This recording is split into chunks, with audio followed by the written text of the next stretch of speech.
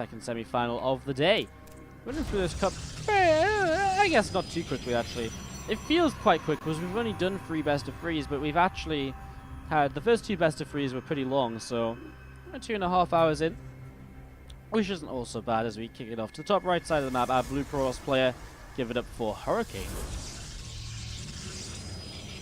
as he goes up against the red Terran bottom left hand side, taking down alive in the round of 8. It is KeeN. Hurricane in the round of 8, eliminating Bly 2-1. Lots of 2-1s today, actually. If I can just bring up the bracket quickly. Hurricane against Bly 2-1, KeeN alive 2-1. Jachi with a 2-0 against Hero, Nachi Jachi 2-0 in his way through the bracket up until now. Yeah, it's been actually kind of interesting. The series recasts have been 2-1s and they've been quite entertaining, so it's nice to see. Obviously a little bit of a faster first semi-final. Let's hope the second PVT of the day is going to be able to bring us maybe a little bit more action and last a little bit longer in general, so we'll see what happens early on. I mean, the fact that neither player is looking to proxy anything is generally a positive sign in terms of taking a little bit of a longer game for game number 1 of this series. I mean, again, the first game Jachi proxies, second game Hero proxies. Both times it goes the way of Jachi, and that's what happens. You can see this probe coming through the center, heading back home. The SCV from KeeN is just on its way out to come and scout. Again, the early SCV, what you really want to see with it more than anything is just the straight up kind of, information of the natural expansion poke in there. See, okay, that's cool. You have a Nexus. I know you're expanding, perfect. That's what you want to pick up on at this sort of point, so pops in, sees the Nexus, and again for KeeN right now. Ooh, he's even going to see the Stargate. That's actually really nice. So nicely timed SCV scout here, comes in, sees the Nexus and the Stargate, and that'll be that.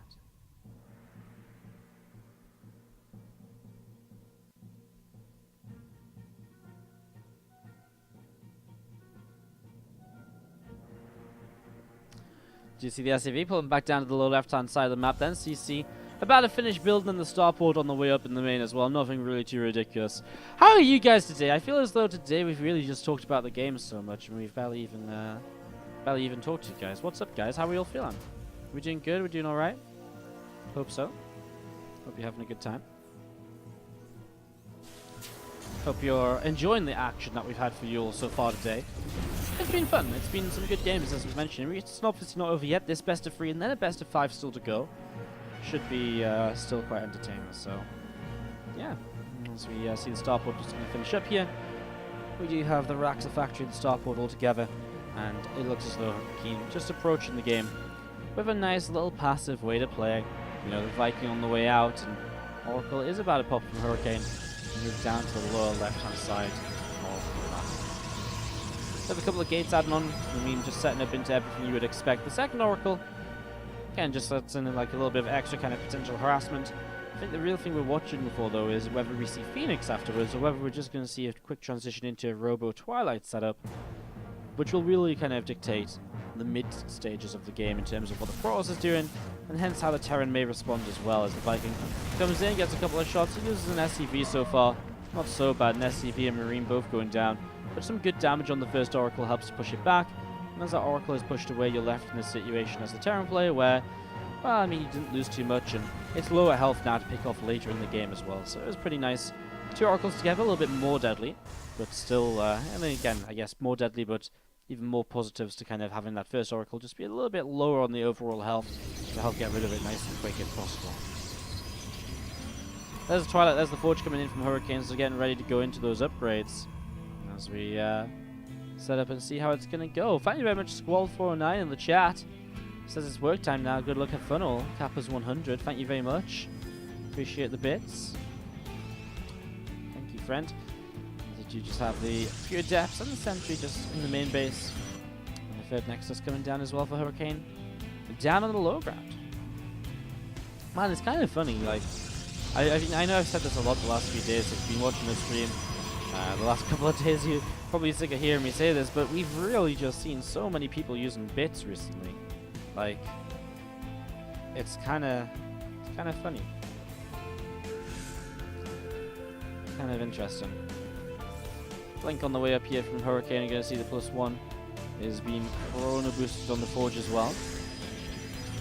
And there is just another all the status boards again set up just to help Hurricane defend in a couple of locations. I like this one behind the mineral line. Just going to be able to kind of stop a drop from dropping in here nice and quick. Be interesting. Meanwhile, third CC starts to build from KeeN. He's still set up pretty safely. Stim in combat and +1 on the way. Both players just really heading in towards their mid-game upgrades to see what happens next. You guys aren't doing great in the chat. Burrito Dinner says I'm terrible. Corvus is feeling good, and that's a little bit more positive. What's up, guys? Everyone's so quiet, so just solemn. Thank you, Wolfie4G, for the host as well. So you see the 2 oracles just coming up the left-hand side. Again, poking in.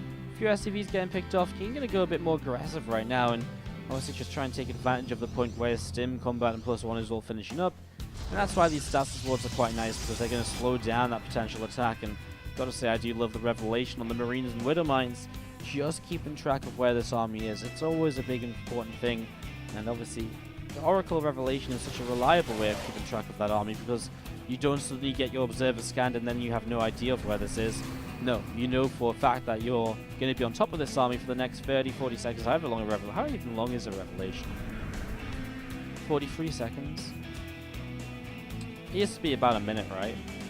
It used to be about a minute, then it changed with all the timing changes that we had. But did you just see the Marines and the couple of Widow Mines going to be pulling in towards the center? Stalkers will get rid of a Widow Mine to begin with, I was about to say, and then it took him a while longer, but he did get there in the end. Another advantage of having that detection is you can get rid of the Widow Mines which burrow during the fight. Stalkers so far trading nicely with this blink. 2 medevacs that are here, they do just boost past, but it surely wasn't kind of unseen by KeeN, as by Hurricane, sorry, because he did have the revelation. Those medevacs pretty much just flew overhead. And as we have the 2 medevacs then, let's see what they can do. I'm going to go in towards the main, and you know what? Forge and Twilight Council are in a very vulnerable position. Widow Mines, Burrow, Marines, there's not that many Marines. And at the same time, you're going to see this push forwards. Stalkers will take a little bit of a shot from the first Widow Mine here. And this army from Hurricane just pushing on in. And KeeN might just be in a little bit of trouble. This drop isn't going to do anything. Warpins will defend this rather easily, actually. And Novichok Core will go down. I mean, that's a nice little thing, but I mean, the third base being pushed away from KeeN. Hurricane may not be able to go up this ramp to end the game immediately, but he definitely is. He's going to deny the third base, which is a pretty huge deal in and of itself. In the meantime, he takes a 4th expansion. He's set up very nicely. As you can see, Stalkers blinking forwards, medevac drops, and a few more Marines is going to get picked off here by those oracles. So again, a nice little bit of extra damage being done. As we're going to be seeing the again, Stalkers moving forwards, and a few more units here from Hurricane as well, looking to see what's up and looking to see what's happening. Sentry is also pushing forwards from Hurricane. Still just this army. I mean, obviously KeeN retakes the third the third command center quite quickly, puts it back in location. He didn't lose all too much really during that little bit of a push in, but mining time is still pretty significant, and you can see that dip down. Hurricane was actually quite far ahead. And what happened there? What did Hurricane do? Was he just transferring workers? Actually not sure why Hurricane would have dipped down over KeeN. It's a little bit strange. I guess maybe just the mule drop timing. Anyways, see Prism going to try and come down the left side. Viking jumps onto it immediately, but Prism can still get by, and will at least be able to unload a few of these units into the natural. It doesn't look as though KeeN really noticed that, because he doesn't have... Okay, there we go. Marines are stimming over. So he will be able to push these units away. Especially important is just making sure that he doesn't let the Prism... well, actually, maybe. Now the Marines stim again. You don't think he's going to actually be able to get to the Prism in time to kill it before the Adepts warp in? Okay, he'll get the kill, but the Adepts have warped, which means it is going to be problematic, and more bio units have to be sent back to deal with this. Again, Hurricane just continue to take advantages like this wall, apart from the fact it's going to stop these SCVs from escaping. Just keep those Adepts trapped in there, though. At the same time, pushing the front of the larger army, Liberators are going to be the saving grace of KeeN. And these units are just going to be able to keep KeeN alive for a little bit longer at this point in the game.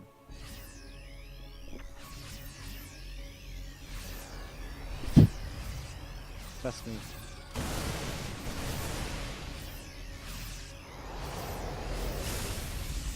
Sorry.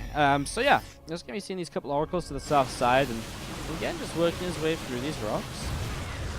And just opening up access to kind of extra places on the map. A gold base as well obviously lies a little ahead. Still, Hurricane just trading so well. Obviously, he's lost some units, the Adepts especially.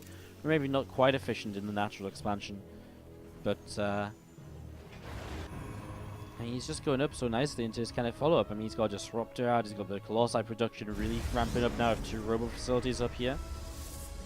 Plus 2 weapons is on the way as well. Still has the Status Ward in the back in case something drops back here. I still like that position, I think. I think it's quite a smart one. There, I mean, it's there, which is very likely, or kind of anywhere along this edge, which is also a likely place to drop, but it's just much more of a kind of guessing game, I guess. I don't know. I guess it would have been nice if he placed it here as well, but I kind of like this one, because obviously there's a high likelihood of someone stimming behind a mineral line and then getting caught, so yeah. Anyways, we're going to see the Oracles again, just keep the Revelations up. This big triple drop we saw moving out is going to start being successful though, and we are going to see it starting to make its way through this Nexus. So Nexus taking a little bit of damage, but units do come into position now, and they will just have to lift up, boost away. Jachi making some progress for the first, sorry, not Jachi, KeeN making some progress for the first time in a little while. They're still not quite enough, I would say, just yet to probably pull him back into this. I mean, he's behind, but it's not kind of game over behind.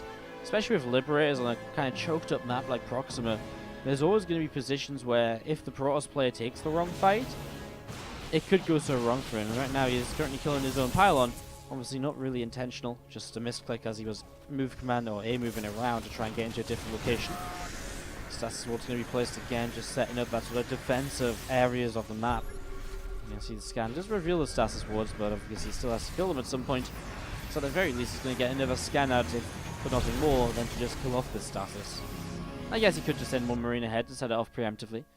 It's actually quite a nice scan in that regard. If you send one Marine ahead and catch those off, then it's basically wasting a lot of energy of the Oracle, which is obviously fantastic.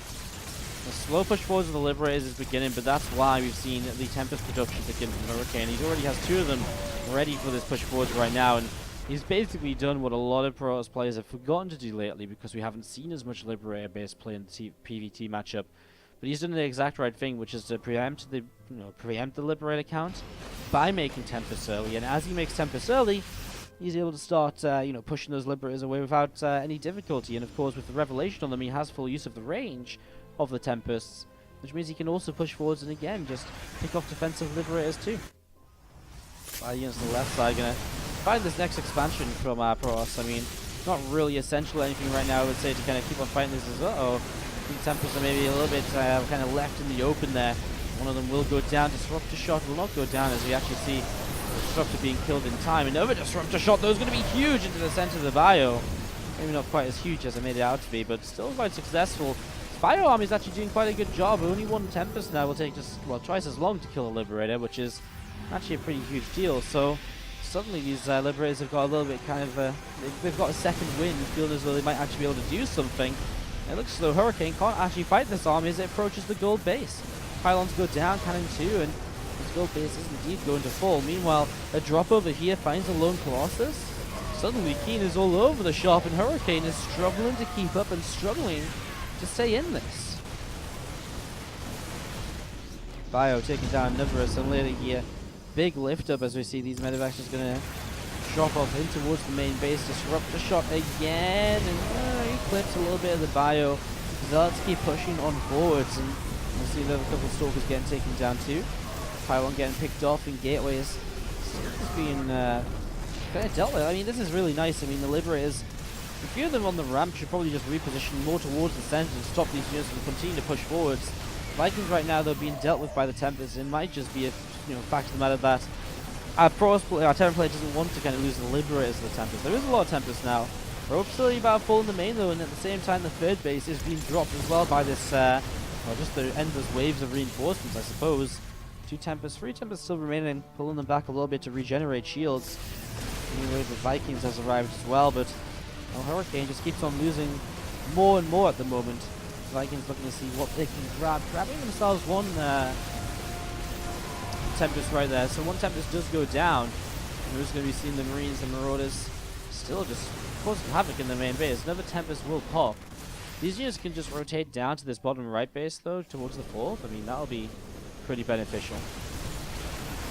Soldiers kind of fighting away here. Liberators sieging up. You can see that Viking is going to get taken down. And The medevac going to get popped down as well, nice and quickly. So it's going to be seeing these bio units continue to work their way through the bases. I mean, Hurricane eventually turns this attack away in the main base, but if nothing else, I mean, the attack in the main was just stopping him from getting anywhere else on the map. And so now, well, now what? You know? Now he's in this awkward little position. As you see KeeN just continuing to pick away at the assembly at the pylon, and everything just keeps on dropping here. So let's charge in. Bio will stim yet again. Colossi going to fire away, and this Bio again splitting in the back, seeing what it can do. Zealot's trying to charge forwards and do a little bit more.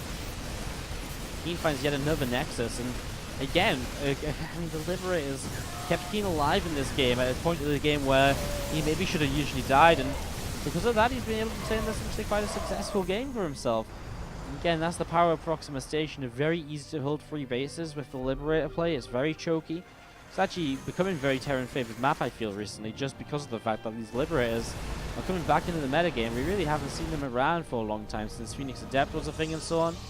But seeing them again now is really sort of setting up that sort of situation, which is what we're seeing here. Nice disruptor shot, just hit a couple of those ghosts. Another ghost will go down as well.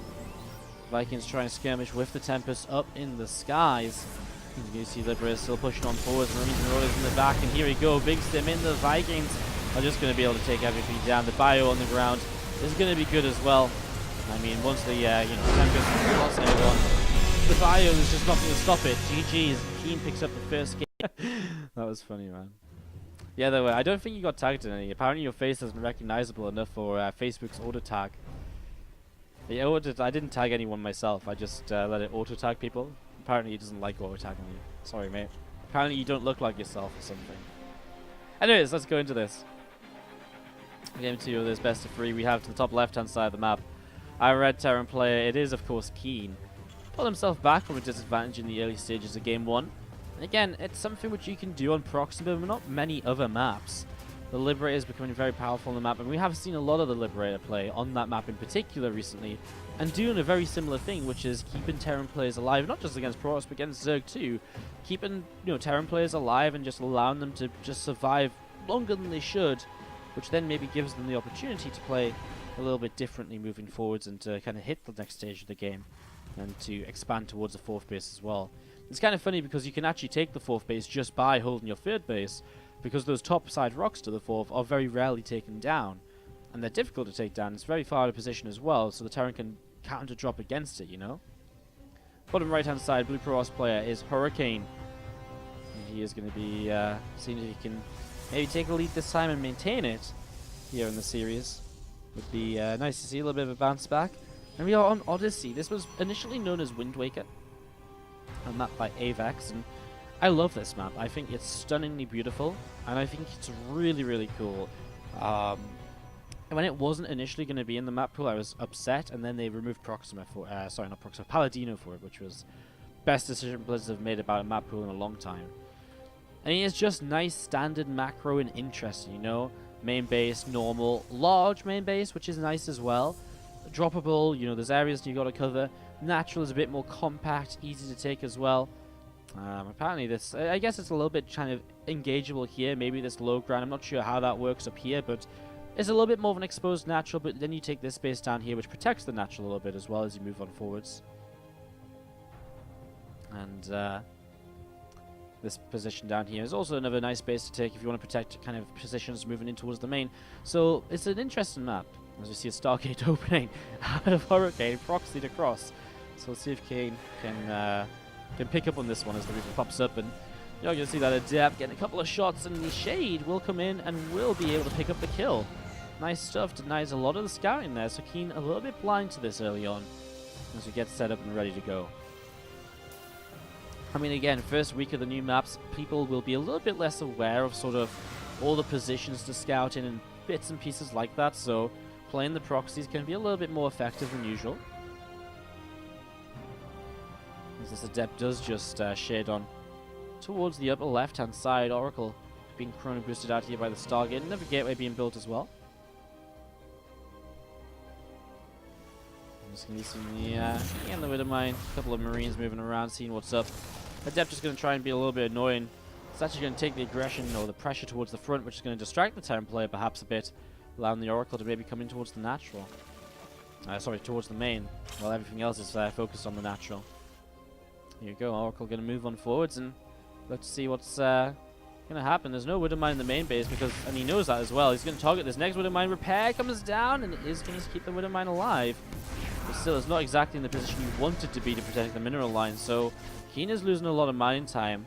There's a gateway built here as well, by the way, so Hurricane has turned this into continued aggression.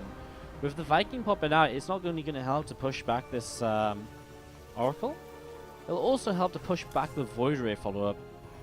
This is done off 2 bases, so you can afford quite a few gates. The mine goes off, kills off an Adept. The other Adept is just about going to escape with his life here.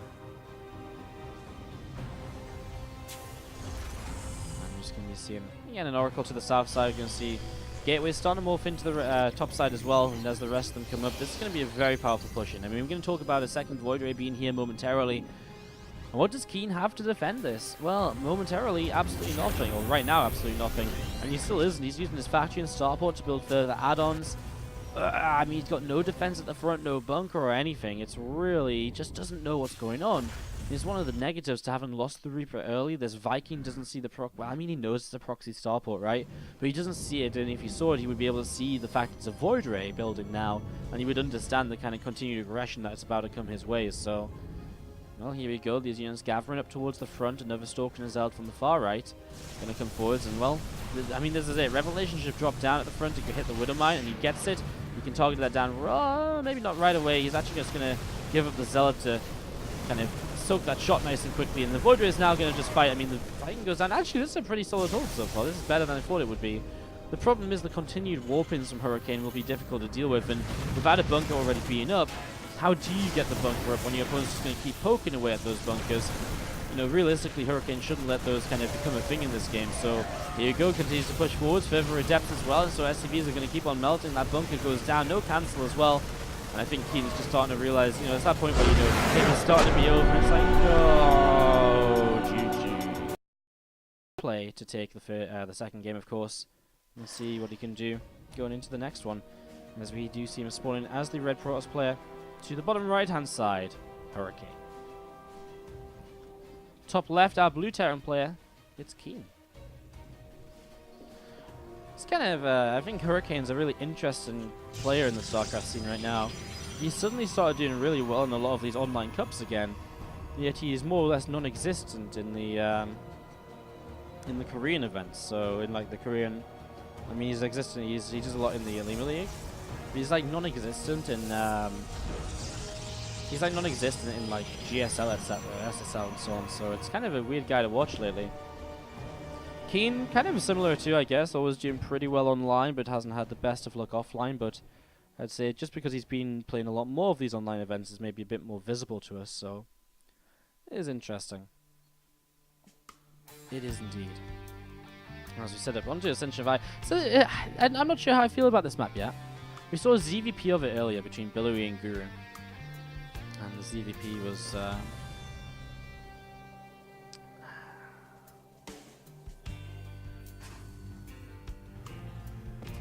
yeah, it's weird, like... I don't know, like, I kind of need to see some more games on this map, I think, because for me so far, I like a lot of it. I just don't know, like, it feels as though it could become very boring. But it's also cool, like, I don't know, I'm not explaining this very well. I'm intrigued to see what expansions people like to take and stuff like that as they move forwards throughout this game, on this map. It's one that's really kind of, you can tell it's in my head, right? Is that misplaced? It looks misplaced. It is misplaced. So you see a little bit misplaced then, he'll be able to fix that though, unless the graphics are different on either side of the map, which would be really dumb. It doesn't look as though they are, so he'll just be able to lift that and reposition it, but a little bit annoying. As the Reaper pops down to the low ground, and KeeN just looking to see what's up. This probe from Hurricane gonna pull around over to the left as well, and again SCV just poking on in, have a little bit of a gander at what's going on in the Protoss place, but the answer is not really too much at all. Just a Nexus coming down to the low ground. No shenanigans just yet from Hurricane, although there's still plenty of time for that. He's got this probe still positioned over to the left side, but he throws down a Twilight back at home, which of course Well, it's a fast Twilight. And I guess we could still see maybe something like a fast Dark Templar play or something coming through. It's a possibility. Is Twilight about halfway done? I mean, what else could it be then? Fast Blink play? Blink could be powerful in this map. Blink up here could be cool. Just try to think about it in kind of different ways. I mean, it's a good map for Blink because there's no ramp up into the natural, so poking at the front is very effective over here on Ascension Tire, compared to say a map like Newkirk where there is a ramp up to the natural. It's a little bit harder to kind of poke away and prod. Just gonna be Resonating Glaives, okay. Just Glaives early against the Terran player. It's a kind of a, I mean, it's a opening which I guess doesn't look too strange, but in PvT it's not exactly the opening you may expect all the time. I wonder if we see just a big Glaives all in, like 7, 8 gateways, lots of adapts, and just looking to end the game super quickly.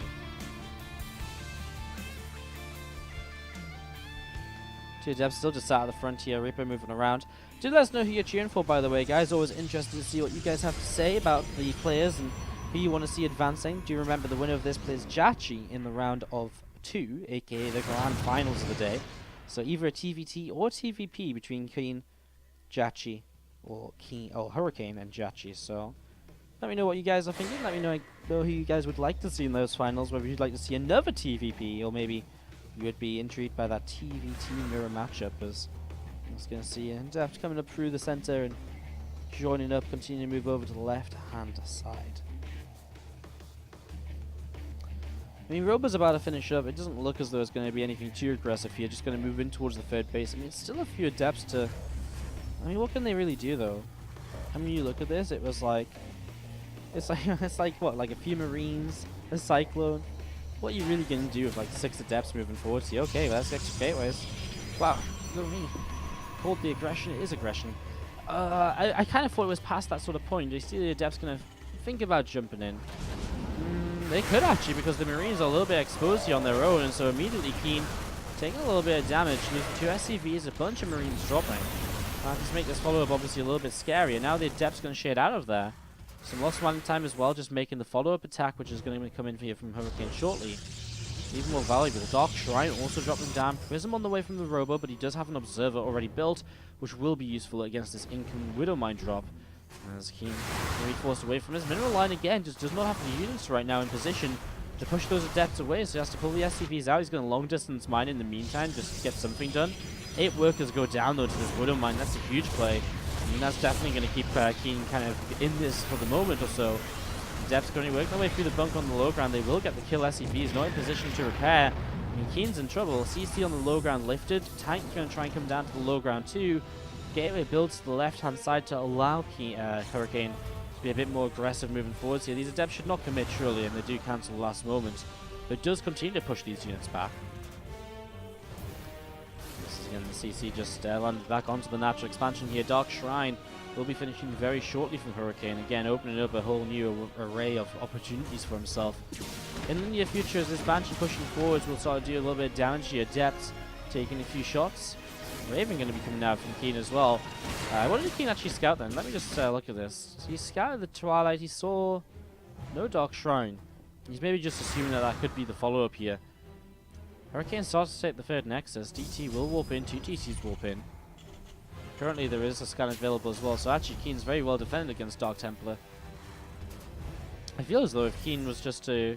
Well, if Hurricane, sorry, was just to kind of drop straight in towards the... this was very unsuccessful.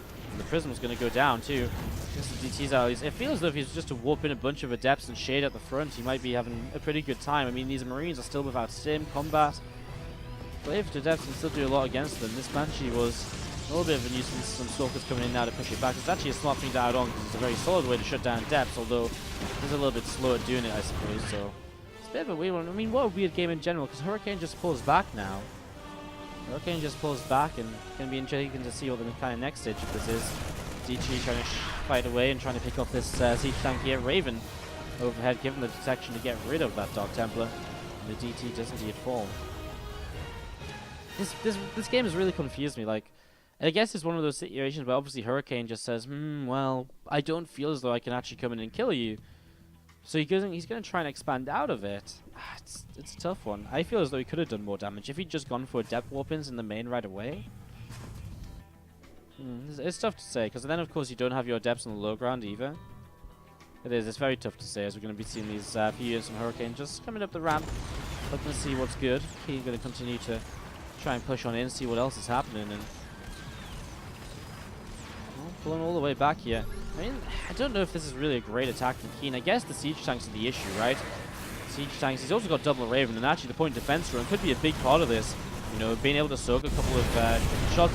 Oh, he's going to lose the Raven. That's unfortunate. He actually dropped the auto turret from the Raven to the back. That is unfortunate because that's a point defense run gone, and that could have soaked the first wave of Adept shots. And that certainly makes this army from the Terran player just so much more formidable. So much more difficult to actually engage into, and especially with Adepts, which are, you know, when they fight, they're generally on top of you. There's no disengaging. It means that, you know, point defense run is not something you can just suddenly react to. As here we go then, big shade forwards from Hurricane. I mean, I feel as though now he gets on top of these tanks, they go down quickly, the Immortals helping a lot, and he crushes this army of KeeN. And KeeN is going to be in full-on retreat mode. Meanwhile, there's already a Prism to the top side. Stalker's warping in, Blink about to finish. I guess he just continues pushing here. With the, you know, tanks gone, the Raven's out of energy, there's really not that much to defend with. The Stalkers have the Blink, so they can blink on top of the tank on the high ground rather easily as well. He just needs the vision. Prism can help with that. Depths is going to keep on shading forwards here. There is one tank siege, the other tank sieging. Archon going to come on in and see what he can do as well. The Stalkers will be looking to try and help out. Right now, the Banshee being repaired. He blinks up to the high ground. One tank falls. There's just too much here. We are going to get our PVT finals. We are going to be seeing Hurricane taking on Jachi. Across the map, Medevac gets 7 workers of damage, but he knows it's not going to be enough as he loses his entire natural. Again, barely any army left standing. GG. Hurricane will